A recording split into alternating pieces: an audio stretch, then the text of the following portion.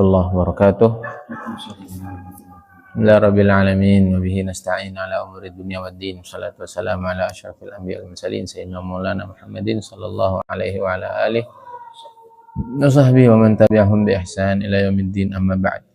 Subhanaka la ilma lana illa ma 'allamtana innaka antal alimul hakim. Rabbi shrah li sadri wa yassir li amri wa hlul 'uqdatam min lisani yafqahu qawli. Yassir wa la tu'assir bi tamim bi khair. Ta'alaina futuhal arifin alhimna ilhamal malaikatul muqarrabin warzuqna fahamal anbiya al mursalin bi rahmatika ya arhamar rahimin.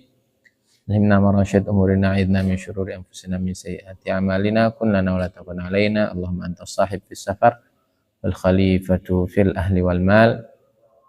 Wa la takilni ila nafsi tarfata 'ain wa la aqalla min dhalik wa la tanza' minni salihah ma a'taitani wa zidni min wa sahib hadzal kitab ali jami' masyayikhina. Al-Fatihah. A'udzu billahi minasyaitonir rajim. Ar-Rahmanir-Rahim.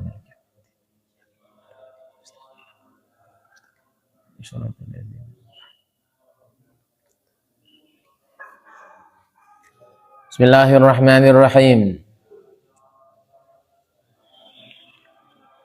Yaqulul mu'allif rahimahullahu ta'ala wa 'ada 'alaina min barakatihi wa futuhatihi wa fuyudatihi wa nafahatih ila an qala kama la yuhibbul amal al mushtarak la yuhibbul qalbal mushtarak al amalul mushtarak la yaqbaluh wal qalbul mushtarak la yuqbil alaih.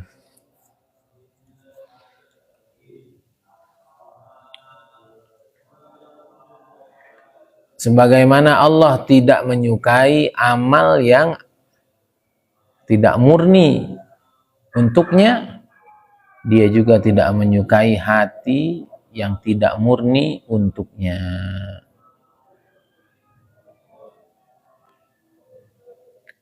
Amal yang tidak murni untuk Allah tidak akan ia terima. Hati yang tidak murni untuk Allah tidak akan ia datangi.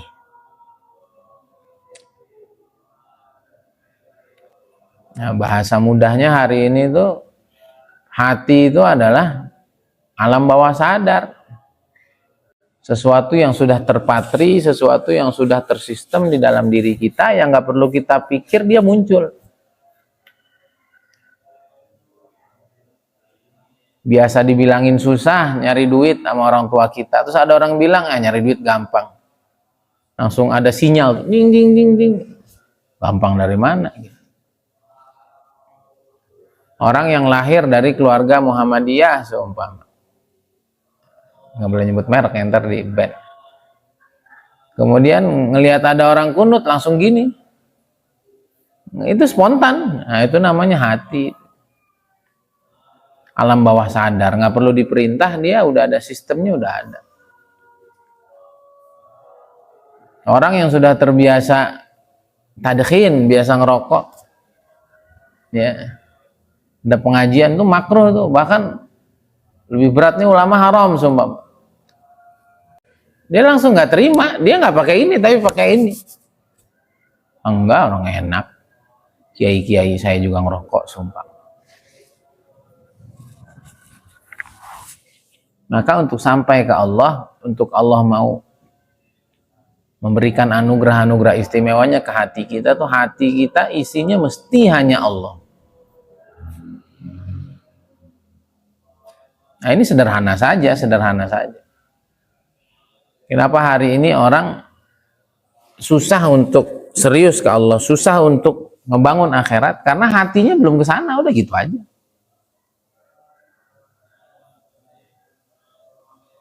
Sehingga kalau hatinya belum ke sana, pikirannya belum fokus ke sana, ya nggak sampai ke sana. Itu yang saya sering bilang ke anak-anak, pikir berarti kan hati. Hati arahkan, fokuskan, jadi. Udah gitu doang hidup mah.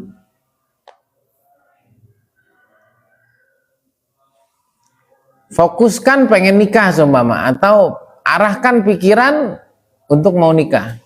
Habis itu fokus. Mau nikah nggak fokus, mancing aja tiap hari. So, orang persiapan mahar, persiapan apa, dia mancing. dia masih naik gunung.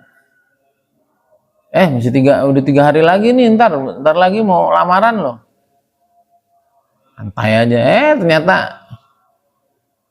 di gunung kena musibah, atau di sana turun badai seumpama, akhirnya nggak bisa pulang. Nah, karena mau nikah ya fokus, udah nggak boleh jalan-jalan terlalu jauh, duitnya disimpan untuk dan lain sebagainya. Nah, begitu juga ke Allah. Coba aja bangun malam. Itu kalau sama Allahnya nggak lurus, nggak fokus, nggak lempeng, nggak bisa bangun malam. Orang berat, enak-enaknya tidur bangun. Atau udah bangun, pikiran ada Liga Champion seumpama. Itu bisa belok tuh. Kenapa? Karena hatinya juga bingung, kamu tuh mau kemana gitu. Ibarat orang naik Grab, destinasinya tuh nggak diklik gitu. Ini bagus, ini bagus, ini bagus, ini juga bagus. Akhirnya nggak sampai. Nah, orang dulu tuh ke Allahnya tuh clear gitu. Ke Allahnya tuh clear gitu. Jadi mau gangguan ini kayak gangguan orang, saya mau ke sana. Ya sama aja kita mau ke Jakarta, emang nggak ada gangguan? Kan ada. Kanan kiri Indomaret kan gitu. Kanan kiri ada sate Marangi, itu kan bikin berhenti itu. Tapi kenapa kita lempeng aja? Karena di hatinya tuh clear gitu, khalis, lempeng, nggak terkesan.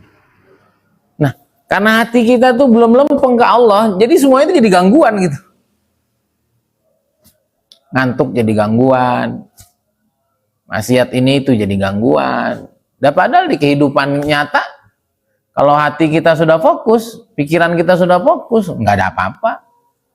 Sama kayak orang nyari duit lah, coba. Itu kan fokus tuh. Pokoknya sebulan harus ketutup. Rumah, makan, sekolah anak, bayar cicilan segala macam. Ada halangan? Banyak, tapi berhenti. Terganggu? Enggak, dan sebenarnya begitu doang. Hujan kan berangkat, anak nangis berangkat, jalan macet berangkat. Ternyata sampai sana telat, potong gaji, tetap berangkat. Dibinatangin di kantor berangkat, disikut sama teman berangkat. Jadi jangan dibilang, sekarang ke Allahnya susah. Bukan ke Allahnya susah, kitanya nggak serius. Itu tadi tuh, qalbulnya mushtarak, al-qalb mushtarak. Hatinya tuh banyak sesuatu di dalam itu. Ke Allahnya belum serius. Sama aja kayak santri itu. Kalau hatinya belum serius gitu, hatinya belum khalis, antara mau ngaji dan punya HP kan repot. Ngaji dan punya pacar di luar, ngaji dan punya ngantuk mata yang nggak bisa ditahan, ngaji dan belum punya keinginan yang kuat, nggak jadi. Nanti dia komen sendiri, dia aja yang komen sendiri. Beda ya pondok sekarang sama pondok dulu, bukan beda, pondoknya ente-nya yang beda. Masya Allah. Jadi nggak ada yang berubah sebetulnya. Beda ya anak sekarang sama anak dulu, ya beda. Kamu jadi orang tuanya setengah-setengah, jadi orang tua masih demen mancing, jadi orang tua masih demen main judi. Jadi orang tua ngerokok sama nongkrong malamnya sampai jam 3 pagi. Ya beda anaknya. Dulu bapak kamu nggak begitu. Masya Allah. Jadi ini begini-begini Pak Haji, saya belajar ilmu pikiran itu aja tuh. Beneran jadi ketata itu. Ya Allah. Ternyata sesederhana itu. Termasuk sekarang saya ini lagi ngejar mau punya rumah, mau punya kendaraan lagi, mobil. Bodoh amat orang mau ngomong apa.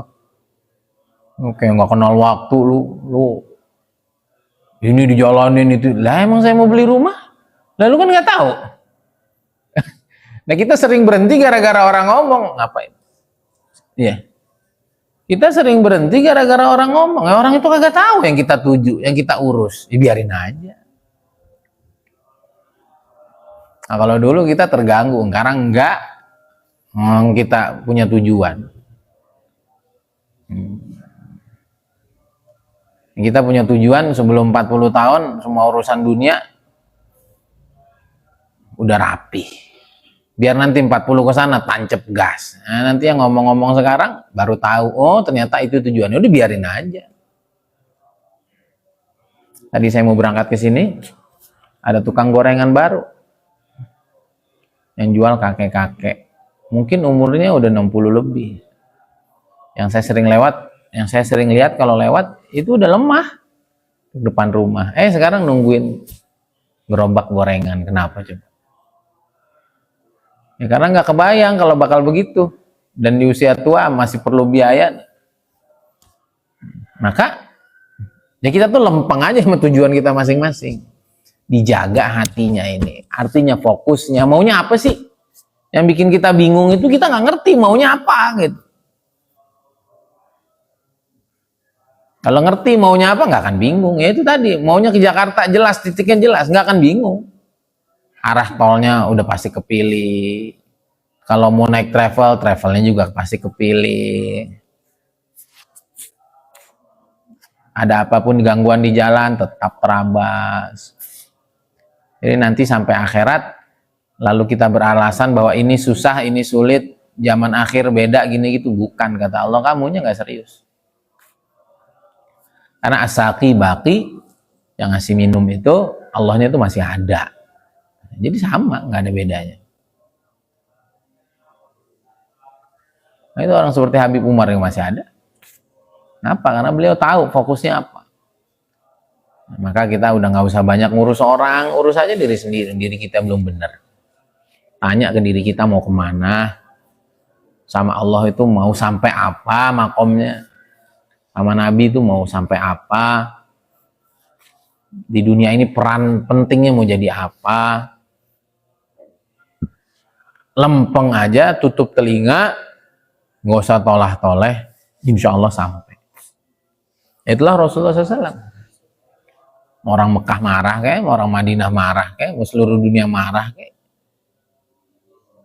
Karena Nabi itu pesuruh Allah. Ilam yakun bika alayya ghadab fala ubali. Ya Allah, yang penting kau nggak marah, yang lain mah nggak masalah. Udah gitu. Itu tamanya hatinya khalis, pikirannya fokus, cuma mau nyenengin Allah dalam hidup. Kalau mau nyenengin Allah dalam hidup, ya maunya kita menderita kayak, mau kita apa, ya nggak peduli, biar Allah seneng.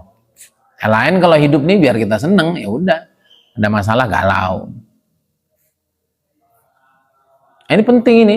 Jadi yang bikin kita tuh naik turun, up and down, cold and hot, kadang dingin, kadang panas lagi, kadang nggak ngerti tujuannya, nggak ngerti mau apa. Kalau tujuannya ngerti, itu akan jauh lebih mudah, energi kita akan lebih maksimal, akan lebih fokus, akan lebih terkumpul untuk mengejar satu titik yang ada di depan kita. Iya. Kayak saya nih sama teman-teman saya, lu ikut ini dong, ikut ini. Yang dulu ngajinya udah pernah, ininya udah pernah, dan tiap tahun ada, ya udah nggak wajib ini. Saya punya fokus yang harus saya bangun. Gitu. Ya sama tadi orang tuh mau nikah, yang ngerti, ya udah biasanya main, udah tinggalin main, biasanya nyantai-nyantai kerja yang baik, biasanya masih suka maksiat, persiapin yang taat, biar apa? Biar nanti pernikahannya penuh barokah, keluarganya keluarga sakinah mawaddah warahmah. Itu namanya orang ngerti.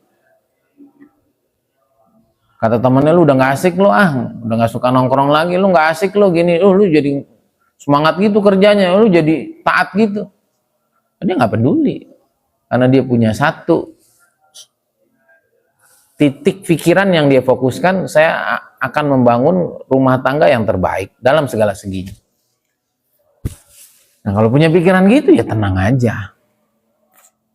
Nah semakin jelas titik fokus kita, semakin jelas kemana tujuan kita, maka akan semakin mudah sampai ke sana, dan semua rintangan akan gak jadi apa-apa.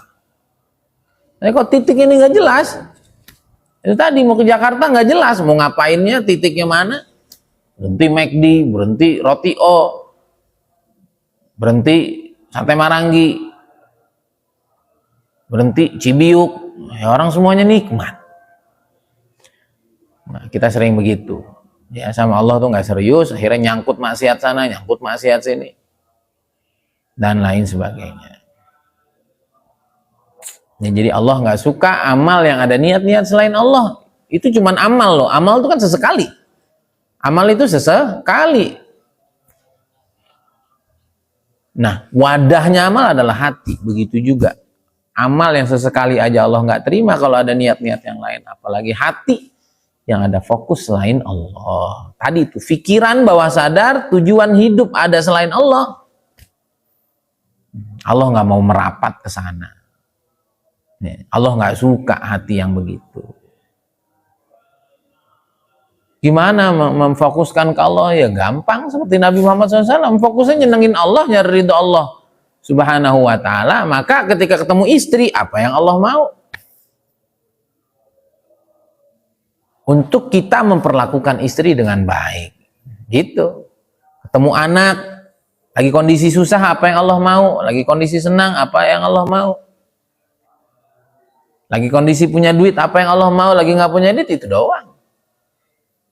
Sehingga ketika punya duit, berat nggak untuk infak? Enggak, kenapa? Orang nyari duitnya buat nyenengin Allah. Nah, kita masalahnya nyari duitnya buat kaya. Akhirnya mau diinfakin, mau dizakatin, berat. Kenapa? Oh, niatnya mau jadi kaya. Ya, kalau niatnya untuk menggembirakan Allah,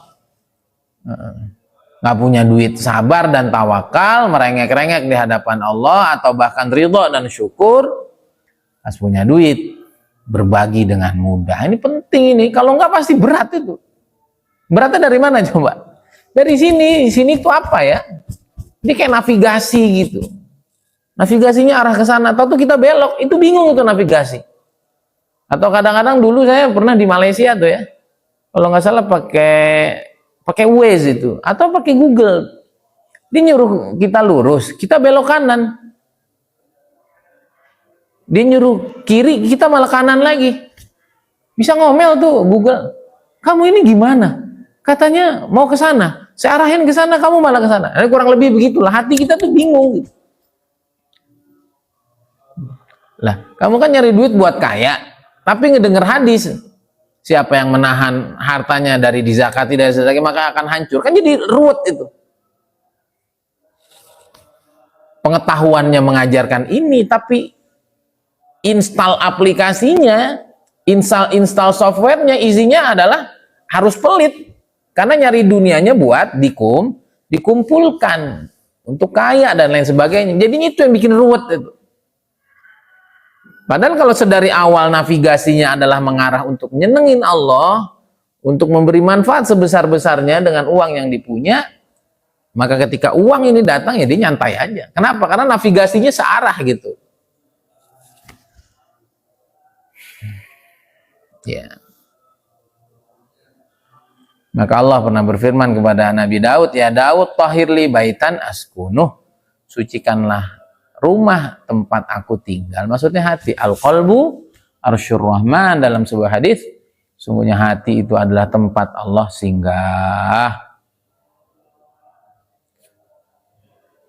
Maka Imam Abdul Atustari pernah mengatakan, li habibun innama huwa ghayur, yaghallu fil qalbi ka tayrin hadur, idza ra'a syai'an imtana'a ayyazur. Aku punya seorang kekasih yang sangat pencemburu. Dia akan tetap di hati sebagaimana burung merpati yang hadur, apa bentaknya? Tayrin hadur. Yang terkenal setia kan juga burung merpati ya.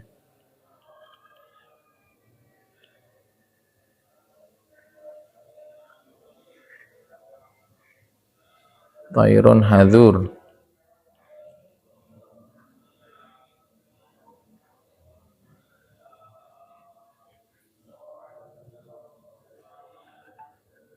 Kayak gagak gitu juga sih.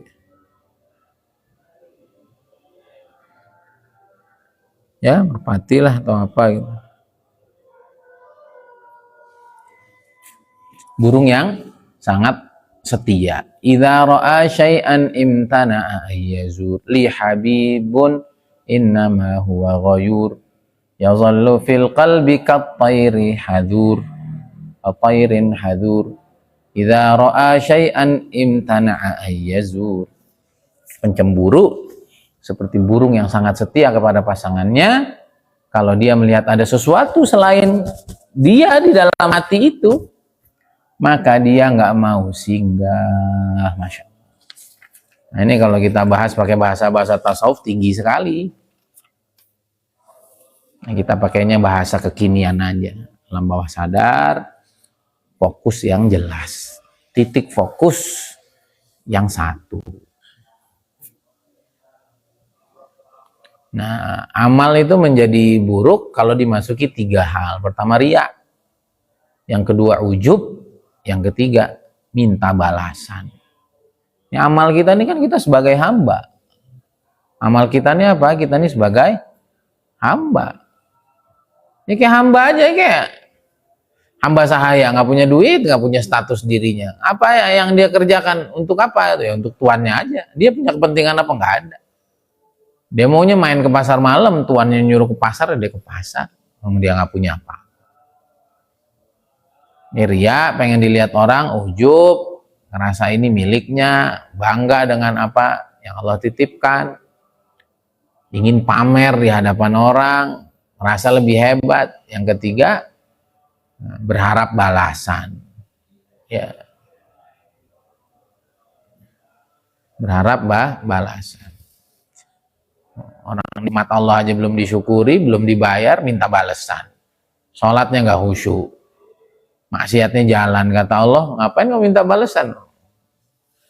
Ya maka ke Allah itu ya sudah, sebagai pemenuhan hak-hak Allah aja, pemenuhan kewajiban kita. Nah, kemudian hati yang tidak murni untuk Allah itu dimasuki 3. Pertama, cinta dunia.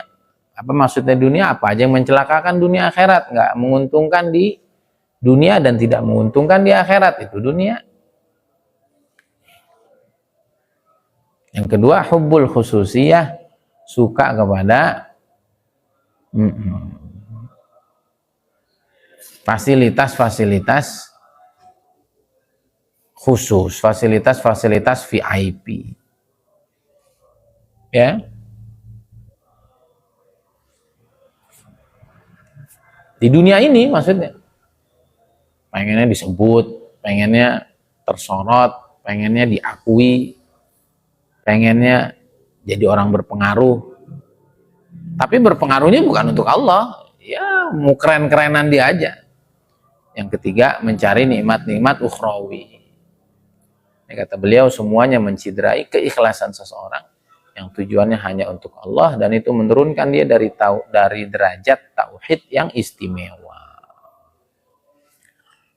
Ya, maka nyari surga, takut neraka itu juga ikhlas, tapi ikhlas belum tingkat tertinggi.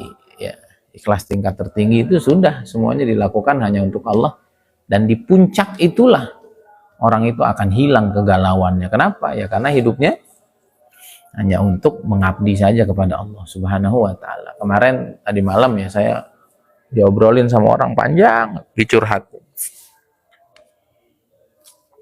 Intinya ada orang itu bapaknya, anaknya soleh semua. Ada satu yang nggak soleh, perempuan, makanya solehah, bukan juga. Anaknya perempuan, kurang solehah gitu. Cerai sama ibunya, sama istrinya, ikut ibunya. Nah ibunya nih dengar-dengar selingkuh, suka sama laki-laki, akhirnya anaknya ikut kelakuannya begitu, akhirnya main malam, ini segala macam, akhirnya galau, risau, gimana nih? Apa yang dipikir coba? Yang dipikir adalah, saya nggak mau nama saya hancur, nama saya jelek gara-gara anak nanti zina, atau hamil, atau kemana-mana beritanya. Akhirnya galau. Kenapa? Itu bukan bagian dia kok. Itu bukan dalam kontrol dia. Itu bagian Tuhan. Nggak bisa mengendalikan orang. Bisa dikendalikan apa diri? Ini sabar aja. Sambil yang kedua istighfar tobat. Jangan-jangan dulu ada nanam saham. Ternyata benar saya dengerin, wah dulu terlalu dimanja apa aja diiyain. Jarang pulang, ya udah selesai. Harusnya apa ya? Jangan khawatir, jangan diteleponin mulu, dilarang-larang, anaknya jadi antipati. Harusnya apa? Sabar.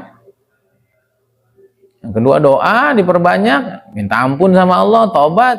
Ya, doa orang tua kan pada anaknya seperti doa Nabi untuk umatnya. Kemarin Nabi Umar bilang gitu, dan katanya ada hadisnya.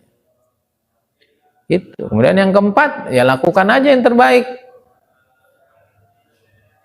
Yang bisa membuat anak itu mau berubah karena kesannya kepada kita apa? Udah lakuin aja. Di hari ulang tahunnya kita yang ucap pertama. Kalau dia sakit kita yang jenguk pertama. Jangan ceramah. Ya, ceramah bagus kata kita. Kata dia, ngapain sih lu? Pas diminta duit kita nggak ngasih. Nah, jadi ya ketika seseorang itu ada nilai-nilai lain di dalam dirinya, ada kepentingan, itu yang bikin susah itu. Jadi sebenarnya nyelamatin anaknya demi Allah apa demi kepentingan dia? Nah, Allah nggak suka tuh kadang-kadang yang begitu tuh. Kenapa kamu nggak pengen kelihatan motornya terjual gitu? Kan emang kamu lagi perlu duit dan ada orang mau beli.